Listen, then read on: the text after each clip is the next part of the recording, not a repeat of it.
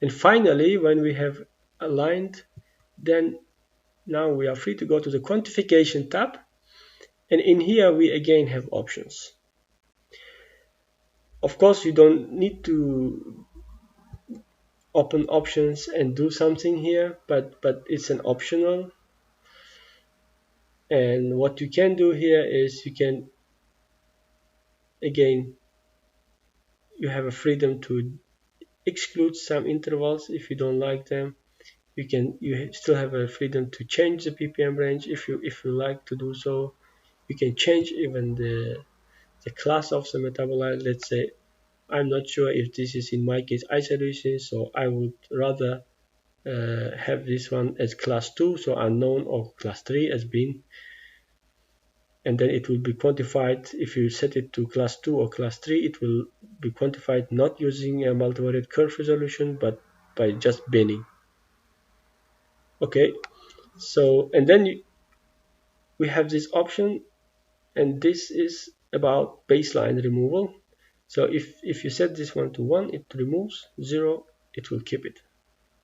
So let me just try to remove baseline prior to my MCR. Sometimes it's good, sometimes it doesn't have too much impact. It depends on the baseline of the intervals. So I accept this, and I just press quantify intervals, and now we are quantifying all the signature signals and signature signals of some unknown spectra and all the beans. So basically we are quantifying 125 variables.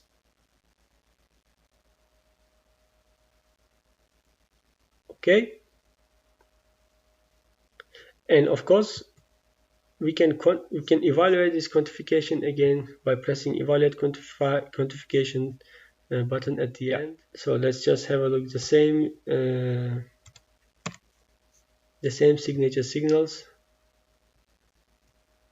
Let's have a look at these, for example. Let's have a look at these, and let's just plot.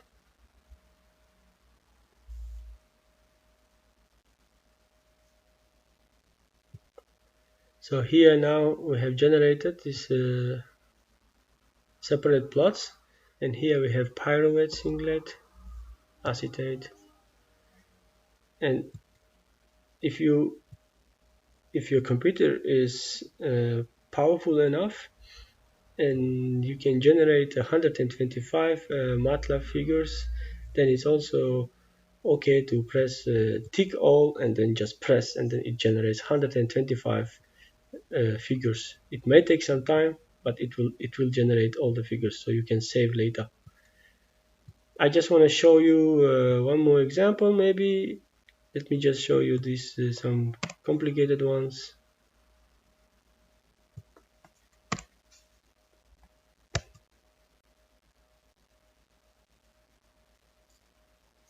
This is an example of the trigonelline, and this is the same metabolite but a different signal.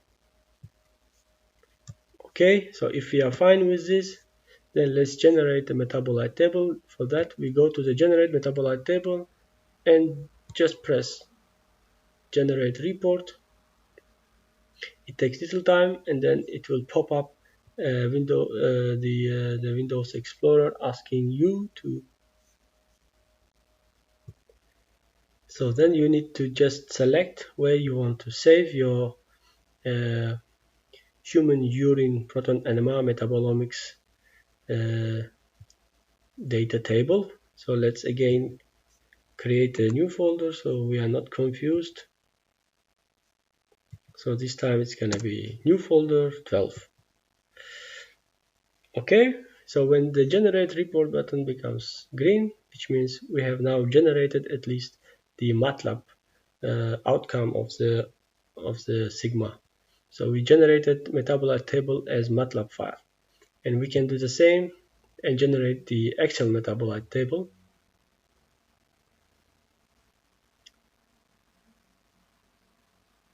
Of course, you will have to have Microsoft Office package installed in your system, and you should have an up and running Excel. You can also save the options that we have used for processing this particular spectra. So what is these options? I will show you in MATLAB. What is this? It basically contains all the settings, all the parameters of the SigMa data processing that we have used in this particular case. Let me now just open this new folder that we created called new folder 12, and you can see here we have generated the Excel file called data.xlsx. This is our final metabolite table. So when I showed you previously the metabolite table, I haven't mentioned this the data sheet called occurrence. So what is the occurrence? So occurrence is actually is nothing but just Pearson correlation coefficients of that signature signal of the metabolite correlated with our reference spectrum. Ideally, this has to be 1.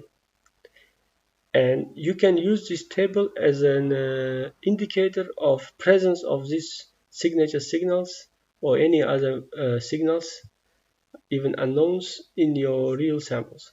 So if it is close to 0, or if it is, let's say, below 0.7, then you may need to consider that this particular signal is not present in this particular sample. Occurrence table only present up to the point that we have signature signals of known metabolites, only the SS ones. Yeah. So this is how the table looks like, and of course this is peak areas. So class 1s are all the MCR scores, MCR based result peaks scores, and from class 2 and on, class 2, class 3, they are just bins. So okay, so this was SigMa based processing, and if you have any questions, please feel free to contact me, and you can find my email address. Of course, you can just go to the developers and open the website, and here you can see my email address. Okay, thank you very much. Let me show you how the MATLAB output of the SigMa metabolite table looks like. So this is exactly the same data that we processed now, and I just loaded. SigMa saves results as a structure. So here you can see SigMa results as a structure. So what you need to do is you need to extract something called data. So this is actually the data you have in your Excel file. So this is actually the data which is based on MCR for SS and bins for the SUS and bins. So there is a lot of other information regarding your data and your intervals and MCR models parameters, and everything is here. You can also have an access to the different intervals like row intervals or aligned intervals. But most important thing I would like to show you here is this SigMa options. So this is the options that you use to process this particular 14 human urine NMR spectra. And this is how the parameters are. And these are the parameters that we used. Let's say pre-alignment regions. Here you have 101 regions. So you can actually change these things also in MATLAB manually and then save it. And the next time when you run SigMa, you can just open these saved new SigMa options and then just press one-click SigMa, or just go step by step again.